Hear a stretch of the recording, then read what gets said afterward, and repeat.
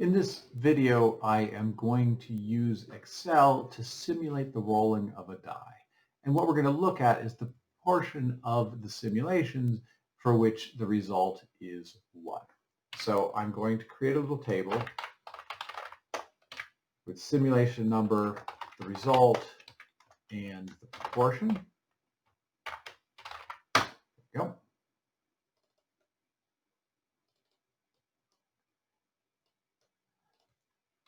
I'm going to do 5,000 simulations. So I've just copied this. So I'm going to go to A5001, paste our formula, 5,000 simulations. I'm going to use the function randbetween 1, 6. So this is going to give me a random number between 1 and 6. Just integers, so 1, 2, 3, 4, 5, 6, all with equal probability. So there's randbetween. I think if I double click here, it fills in. Let's go to the bottom. So we've got our random simulations, and we want the proportion which are equal to 1. So I'm going to use countif B2, colon B2, and I'm going to B2 colon B2, I'll fix the locked cells in a second, comma 1, divided by the number of simulations.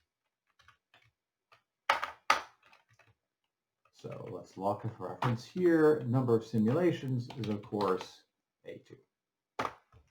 So let's see whether we've got it right. This is the count from B2 to B4, so those first 3 simulations of the ones that are equal to 1, divided by the number of simulations, in this case 3. So it looks pretty good. Double click here. And we go down. So let's format this nicely. 1 tab %2. So control 1 tab to get it to change the numbers. P for percent, 2 for 2 decimal places, and we've got our simulation.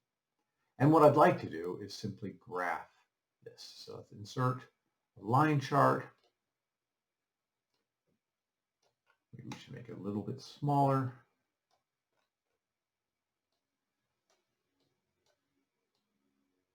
There's our line chart, and this is the proportion of our simulations. We've got 5,000 of them, which are equal to 1. And if you look at this, right, it starts out very noisy, but as we go, it settles down.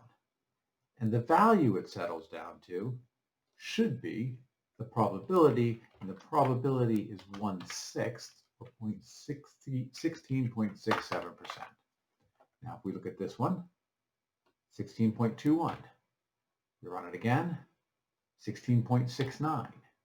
Run it again, 16.34. It's going to come close. It's never going to be exactly equal to the correct proportion. It's close to the correct proportion. If we did this an infinite number of times, we would end up with the proportion is 16.67. But for any number of simulations less than that, so any finite number of simulations, it will not exactly equal 1/6. It'll be close. The more we do, the closer it will be. But you can see in this chart that when we start, it's not very close to 16.67 at all, depending on how we start, right? This one goes from 0 up to 25%, 0 up to, it looks like 70%, 66.67, and so on.